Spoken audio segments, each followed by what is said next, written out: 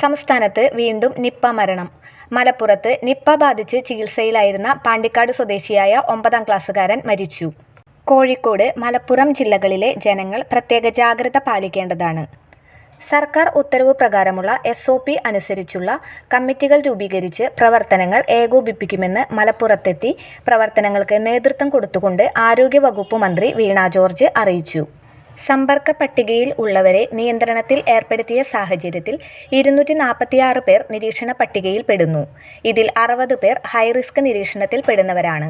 മലപ്പുറം ജില്ലയിലെ ആനക്കയം, പാണ്ടിക്കാട് എന്നീ 2 പഞ്ചായത്തുകളിൽ നിയന്ത്രണം ഏർപ്പെടുത്തി. പൊതുജനങ്ങൾ മാസ്ക് ധരിക്കണമെന്നും ജാഗ്രത പാലിക്കണമെന്നും ആരോഗ്യവകുപ്പ് മന്ത്രി വീണ ജോർജ്. കേരള പഞ്ചായത്ത് വാർത്താ ചാനൽ തത്സമയം കാണുവാൻ ഈ ചാനൽ സബ്സ്ക്രൈബ് ചെയ്യുക. വാർത്തകൾ ഷെയർ ചെയ്യുക.